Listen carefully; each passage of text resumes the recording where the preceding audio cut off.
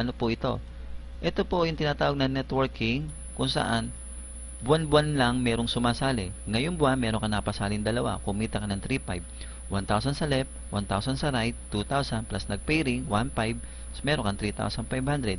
Ngayon, nung sumunod na buwan, yung dalawang napasali mo, kumuha lang din ng tigalawa. Kumita ka dyan ng 3,000. At the same time, nung third month, kumita ka ng 6,000. Up to 12 months, kumita ka ng 3.1 million. Kung saan dalawa lang ang kinuha mo, left and right. Ginawa lang ng mga indirect mo, tiga-tigalawa lang ang kinuha nila. Assuming mo na lang na ang makakash on hand mo is 126,000. Wag na lang yung 3 million. Sa loob ng 1 year, kumita ka ng 3.1 million. Okay? Wait, there's more. Ano pala yan? So, residual income. Ano yung residual income?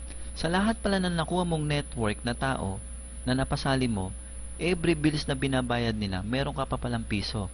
For example, dito sa first generation mo, under ng bills, yung 10 tao na yan, nagbabayad ng bills, 3 klaseng binabayaran. Meralco, Tubig, at PLDT. Bawat bills payment na binabayaran nila, meron kang piso. Kaya merong katumbas na 30 pesos. Imagine mo lahat ng tao mo sa ilalim nagbabayad ng bills. Yan ang katumbas ng piso mo, monthly. At the same time, ganoon din sa remittance. At ang kagandahan pa nito, sa ticketing and booking, hindi lang piso, kundi 10 piso.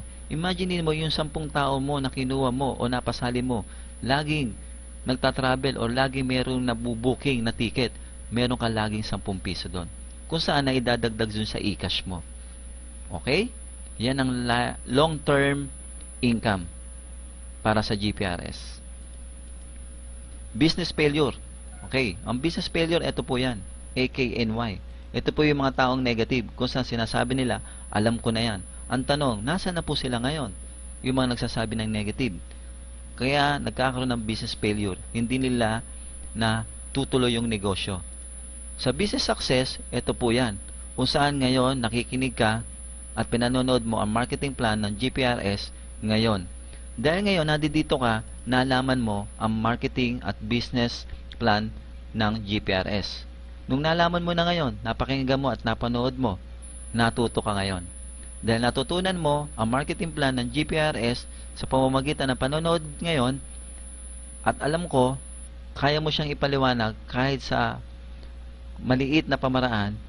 Once na naipapaliwanag mo yan, magkakaroon ka ngayon ng age.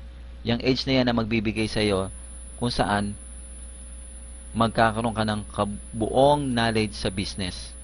Once na nagkaroon ka ng knowledge sa business, diyan mag-i-start yung earning mo. Okay? Knowledge is power. Summary of income projection.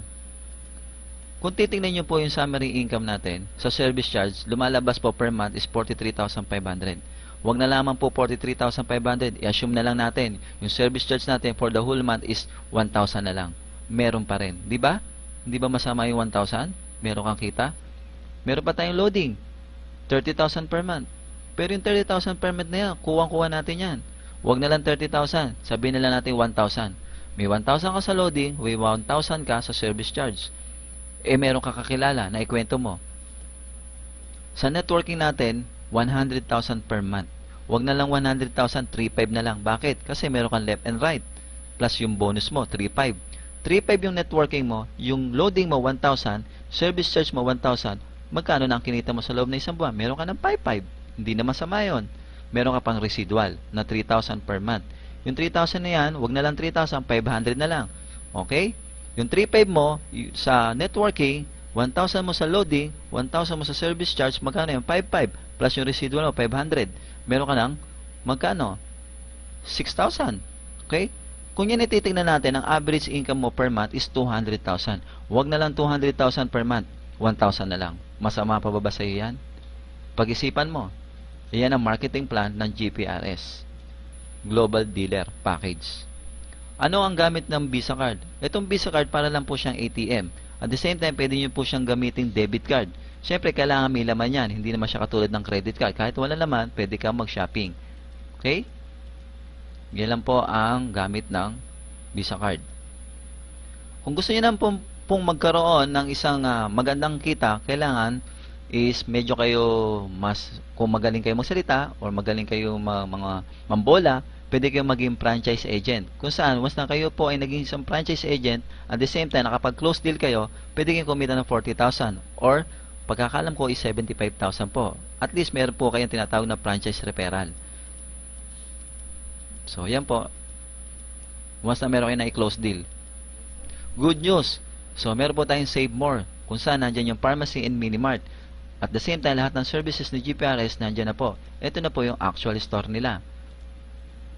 Ready for franchise. For franchising po, pwede po kayo tanong, tumawag po sa amin. You can visit the website of GPRS po. Time is gold. Katulad ng ginawa mo ngayon na nakikinig at pinanood ang marketing plan ng GPRS, hindi mo sinayang ang oras na ito. The market is wide open. Hindi lamang ikaw na nakikinig at nanonood ng marketing plan na ito ng GPRS. Marami pa pong iba na pwedeng sumali sa marketing ng GPRS. Join now to GPRS